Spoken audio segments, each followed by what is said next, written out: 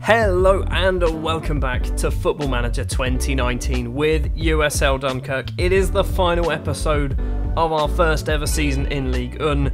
It is not our final ever episode in Ligue 1, however. We have confirmed that we are staying in this division, and by we, Strasbourg did it because they didn't win enough games, basically. We're currently sat 15th place on 40 points, a massive 11 points ahead of Strasbourg, who are going to go into that relegation playoff. Unless they can pull out of it and then Dijon will go into it anyway, doesn't really matter, that's not us.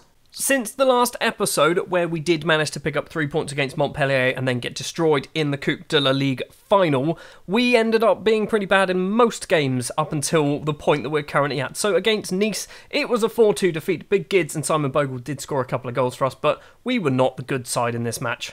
Against Marseille, it was going to be a 0-0 draw until Simon Bogle gives away a penalty in the 87th minute, and former Southampton man Pierre-Emile Højbjerg with the penalty gives Marseille the 3 points. If we won that game, we would have guaranteed ourselves safety. Instead, we went on to the Lille game where we actually picked up a point, and the more surprising thing is Levan Gvimradze scored a goal. He scored twice. All season. 2 goals he scored. This one was vital. It didn't technically guarantee us safety, but it did kind of do it, because basically when we played Monaco, we ended up losing this one. You can see 3-1. Radovanovic did score the goal for us. Pokravac scoring an own goal as well. We end up losing this, but Strasbourg also didn't get enough points this match day weekend. So basically that was the point where we guaranteed ourselves safety. But if Gvimradze didn't score that goal, we probably would have to wait until the Bordeaux game. Maybe. Probably not, actually. So today then, we are going to have the final 2 games of the season, and then the big thing for me is I want to see how much money we're going to have next season, because next season is going to be tough as nails to try and stay in this division. We struggled this year. We started off amazingly, which is basically the only reason why we've got the 40 points. If we didn't have such a good start, we would have been relegated, I think. Match number 1 of the episode then, with only pride at stake for us, but a potential Europa League spot on the line for Bordeaux. They are going to be more likely wanting to win this one. We're in woeful form as well, which is something that I would like to turn around, but if we're playing Bordeaux and St Etienne in the final 2 games, I can't see that happening. With the poor form in mind, we are going to be switching up the formation to this 4-1-3-2 formation that we switched up to late last season, which kind of got us over the line, I think. So hopefully the change in formation will provide us with a lovely 3 points against Bordeaux. I've got not a lot of hope for it. In goal then is going to be Daniel Gerrits, João Ferreira, Boris Pokravac and Brandon Collignon will be the back 4. Asan Kamara will be the defence midfielder with the midfield trio of Big Gids on the left, Simon Bogle as that roaming playmaker, and Sofiane Khalid as the Carrilero, the young Algerian, who I feel like I haven't given him enough opportunities, and because we're now safe, let's give him some opportunities. The front pairing is going to be Ali and Levan Gvimradze, because Gvimradze scored a goal recently. Maybe he can get another one. I don't think our league position is set in stone. I think we can still technically drop down or possibly even go up 1 place. I don't know whether there's prize money in this league. It doesn't look like it if you go to the rules, but I assume there probably will be a large lump sum of money turning up at the club at the end of the season. Maybe finishing an extra place above will get us a little bit more money. I don't know. First highlight of the game is still going. Ferreira's running into the penalty area. He's gone for goal, and the goalkeeper has somehow managed to save that, and it's gone off for a corner. Not quite sure how that's gone off for a corner. Big Gid steps up to take it towards the front post. It's cleared, and Bordeaux are going to clear their lines. They're going to do more than clear their lines, aren't they? They've still got the ball. Brannigan on the left-hand side crosses in. Boris can clear. Okay, nothing. They didn't do more than clear their lines. Throw on the left for Trossard. Camargo in the middle to some man's name, and we're 1-0 down. They've had 1 shot on target, and it's gone in. This is what I mean by next season is going to be very tough. We have basically just stopped performing. Bordeaux have got 67% possession somehow. What is going on? Half an hour on the clock, and that 1 shot on goal from Lucas Laraga, maybe, is the only highlight really of the game. We're going to possibly go all the way till half-time. Collignon's throw finds Kamara back to Brandon Collignon, who, if I'm perfectly honest, isn't good enough for this league. And that long ball upfield kind of proved my point, didn't it? Kalu runs inside, number 10, across to Camargo. All the way across now on the right-hand side. Crosses in. Trossard's at the back. Daniel Gerrits makes an easy save. Was that the whole highlight, or are we going to see something else from this? Gerrits to Collignon. On the left-hand side, keeps running down that wing. Inside to Levan Gvimradze. Takes a few touches, goes for goal from distance and hits it over the bar. Well, stats-wise, we've got back into this game. Everything else-wise, we haven't at all, have we? 9 shots now to their 4, but they have obviously scored that 1 goal. Let's just get the assistant to do the team talk, and we're going to change back over to our usual formation, which is going to be that one. And we're going to do Simon Bogle off for Dan Stage. Gvimradze and Ali have moved over to the wings. Not quite sure if Ali's able to do it. He is technically a left winger somehow, but he's not great as an inside forward. Gvimradze, as we know, has played on the right wing quite a few times. Dan Stage, it's your time to shine, buddy. It is your time to shine. He won't. I know he won't, but, you know, maybe he might. There's a slim chance that he could. First highlight of the second half, and it looks like Bordeaux with the ball. No, it doesn't. Kamara across to Ferreira. Inside to Sofane Khalid. Finds Big Gids, who's got loads of space. Plays it back to Ferreira on the right-hand side. Cross it in. Ali's at the back post.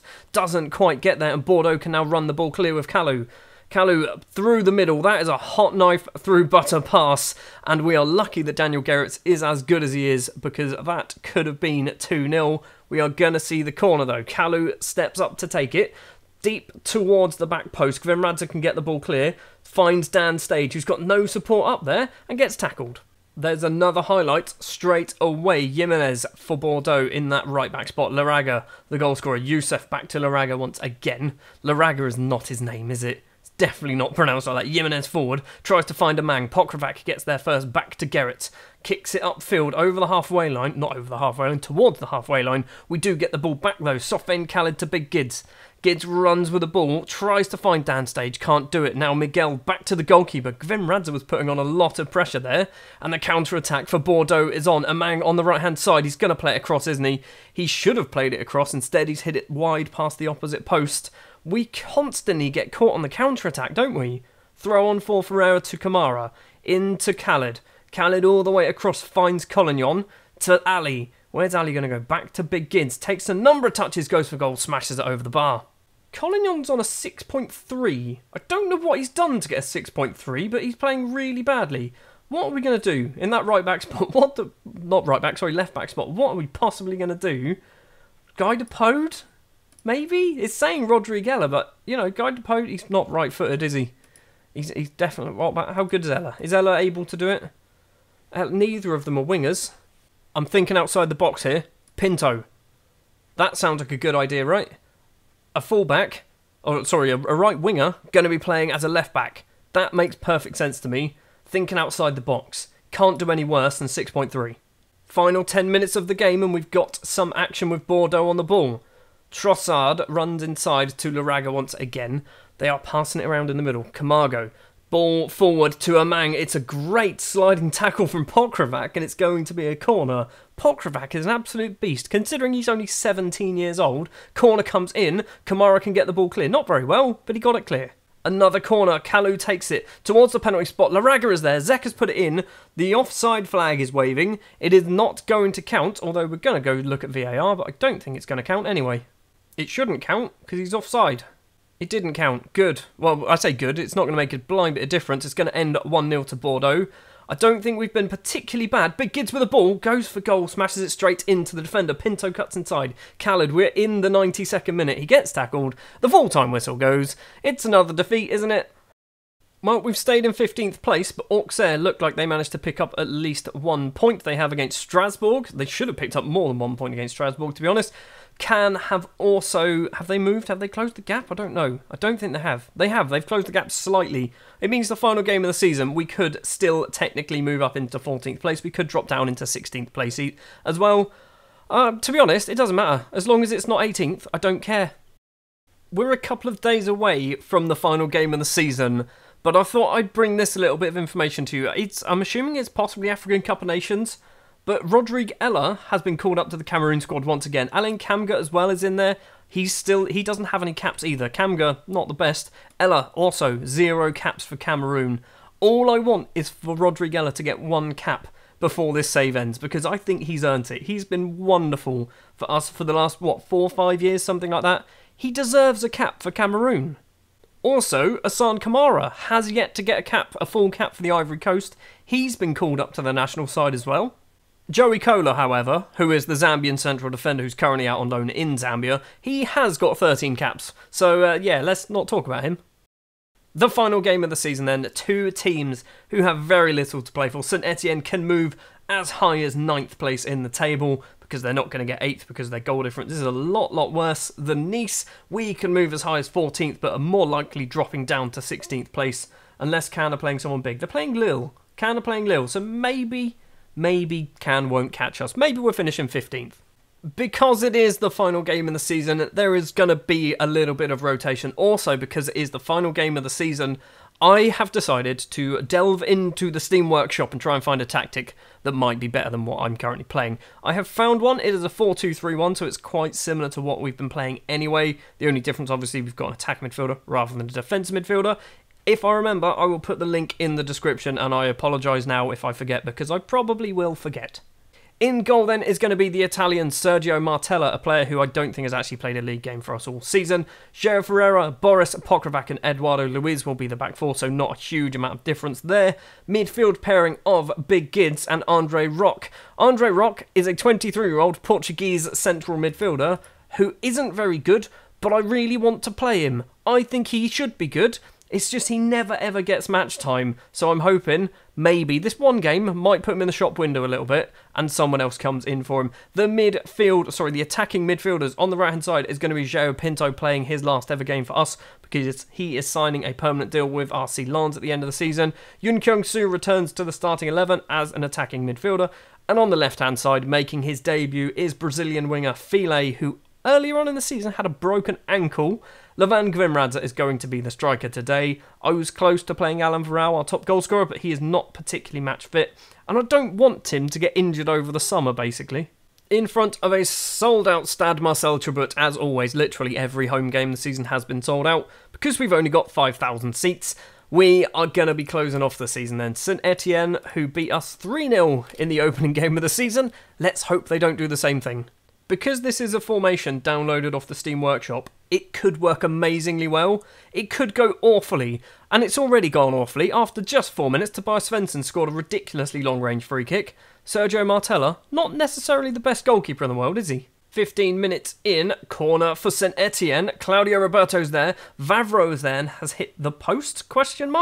It's gone off for another corner. Clearly didn't hit the post. Svensson takes a corner from the opposite side now to the edge of the area. Parfait Guiragon goes for goal, takes a deflection, and Pinto can smash the ball upfield, but not a single Dunkirk player is there. Yoon Kyung-soo takes a free kick. Albert Roque? It's Andre Roque is there. Vavro can now run forward with the ball. Tobias Svensson plays it all the way across. Look at the green shirts coming forward. Garcia into the area, crosses in. We're 2-0 down. Mauro Sali with the goal. How can we stop getting caught on the counter-attack? Look at this. 1, 2, 3, 4, 5. 5 bloody Saint Etienne players to our 4. How have they got 5 players up there? I'm not liking this formation. It's not working for me. Yoon Kyung-soo with a free kick. Pokravac to File on his debut, but it is straight at the goalkeeper Bamba. 5 minutes left to play of the first half. Svensson with a corner towards the back post. Claudio Roberto's effort is over the bar. Eduardo Luiz, we're still not quite at half-time. Pinto with a bit of space on the right-hand side.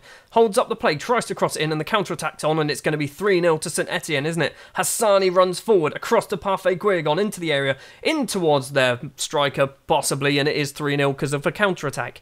Again. This is a problem I have with this game, and it is counter-attacks. I've had this problem on every single save that I've ever done. Counter-attacks just destroy you. You can have 60 shots in a match and lose 1-0 because you'll just get caught on a counter-attack. And I don't know how to stop it. So out of possession we have a high defensive line. Maybe we just sit back. Maybe that's the problem. Maybe we should just sit back in front of our goalkeeper and hope for the best. Svensson with a free kick. We've taken a few deflections. It's 4-0. It's gone to VAR. It has gone to VAR apparently.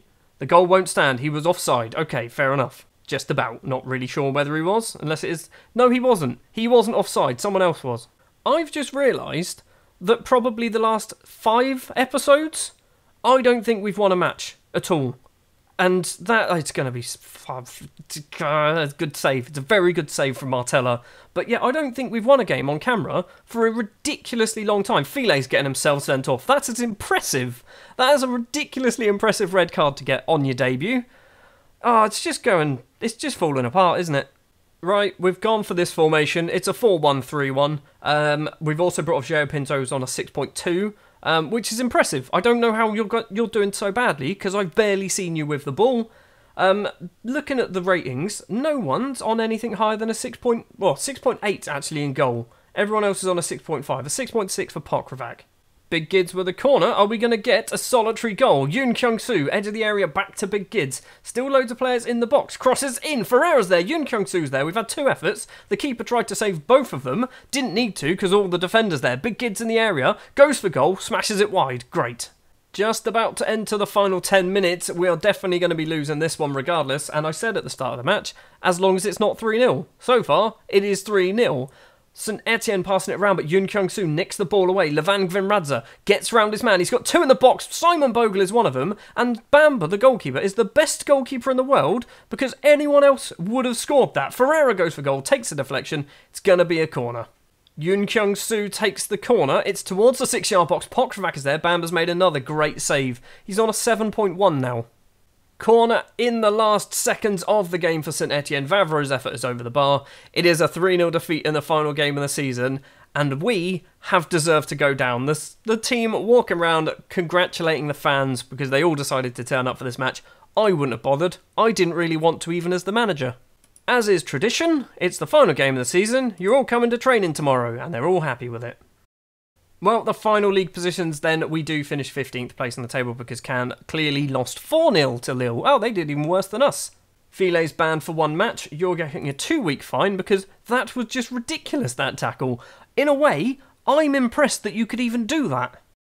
Curtain comes down on Ligue 1 then. So, PSG champions, which is no surprise to absolutely anybody. Strasbourg did finish 18th place in the end. I'm just happy we're still in the league. Next season is going to be tough. I'm going to go forward until we get the end of season awards, until we get our budgets for next year. The budgets is the one that I'm really looking forward to. I want to have a transfer budget of around £10 million. I'm expecting around £2 million. Overall, best 11 then. Who is new into that side? Hassan Kamara apparently has joined the starting 11. Daniel Gerrits, I think, has moved up to be the number 1 goalkeeper as well. Boris is in there. Samuli Kanunen's still in there. Big Gids and Simon Bogle as that midfield. Yassin Fekir as the attacking midfielder. We don't even play this formation anymore, so he's...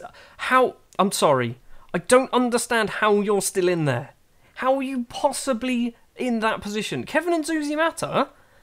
How did it... 1 season? What did he even do? He was a striker who scored a total of 7 goals. I still think that should be Gvinradze and Alan Varel. Those two. Or even... No, not Gvinradze, sorry. Faustin and Varel. Andy Faustin isn't even on the list. End of season awards then. Big Gids gets player of the season. Collignon 2nd. Really? And Dragan Pokravac 3rd place. João Pinto with goal of the season. I think this was the goal where he took it round a load of players, possibly. Yoon Kyung-soo, signing of the season, possibly. That's questionable. Young player of the year goes to Brandon Collignon. The best 11, I think that's pretty self-explanatory, isn't it? Gerrits, Collignon, Boris, Pokravac, Ferreira, Kamara, Big Gids and Bogle, Pinto, Varel and Gvinradze. That's kind of what we usually played. Gvinradze, I mean, no one really scored enough goals, did they? Varel was the top scorer, though, with 11. Collignon, highest average rating of a 7.09. Varel with 6 assists. Kamara with 91% pass accuracy. Varel with 4 man of the matches. Boris with 10 yellow cards. And Filet wanted to get himself an award at the end of the season, didn't he? Ali and Filet with 1 red card each. I think this was the goal where Pinto just dribbled it round loads of players. Pinto got the ball, just keeps running, keeps going. It's not the best goal, actually.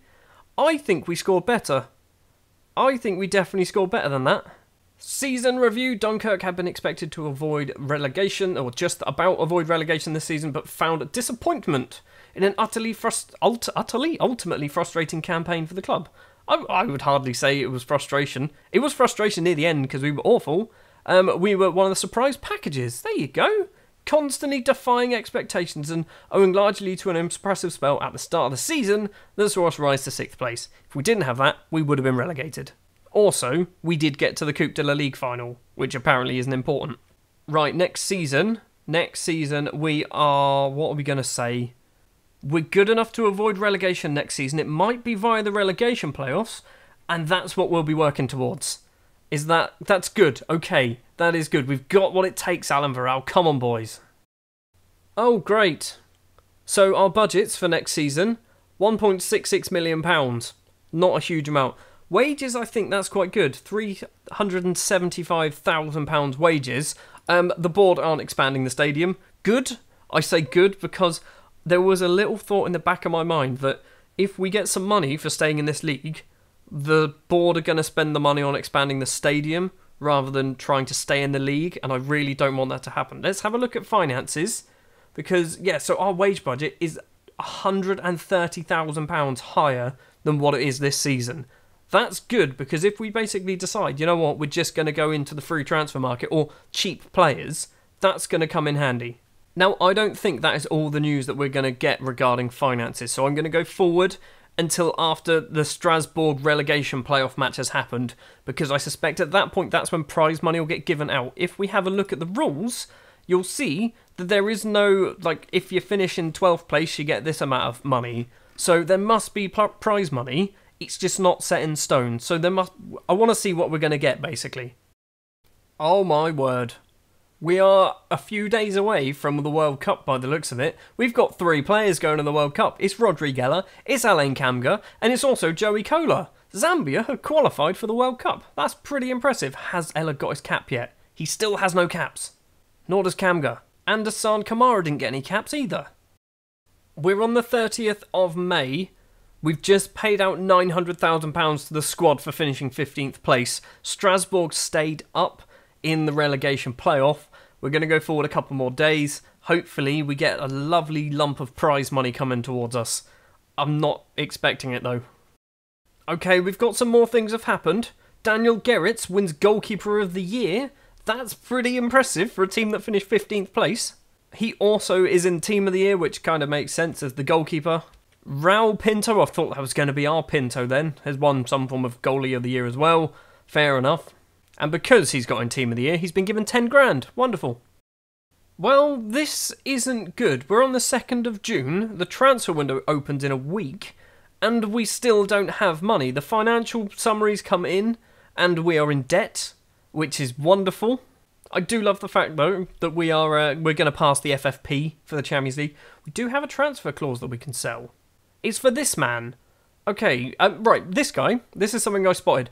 During our youth intake, he didn't arrive, although he technically did arrive and then went to Lille. So this man here, who hopefully has a load of potential, we've got a 20% sell-on for him. The Alexis Zabara one keeps turning up and then keeps disappearing. He's wanted. He's transferred. Aston Villa want him, so that could be some money there. The dressing room atmosphere is really bad. Why is it so bad? Is it? I'm guessing just because we keep losing matches, right? Scout meeting, we'll deal with that in a minute. There's a bunch of loan players. Who did really well? Who scored some goals? Nobody. The top scorer scored 2. Really? Oh, it's happened. It's finally happened. It's nothing to do with us as a club, but Rodri Geller has finally got himself a Cameroon cap. In the World Cup, maybe. It was against Libya. Probably not in the World Cup then. But still, Rodri Geller has officially got an international cap. And so has Alain Kamga. Awesome. Oh my word, there's a piece of news there at the top. Dunkerque board provide cash injection. I am excited to see what that is. Right, we've been hit with a tax bill, which is pretty ridiculous. £650,000 tax bill. Commercial summary then. We have gone up by £1 million when it comes to... Oh dear. Oh my word. Oh, I've just seen that. We've got a 4-year telecommunications company sponsorship deal worth £6.5 million. That's a huge sum of money for us. 2 new deals worth £2.8 million a year. These are small numbers in the grand scheme of things, but that's a huge number for us. £13 million worth of broadcast revenue. Scouting budget, I don't think I spent much of it last year. And what is this news? What is this news possibly? £475,000.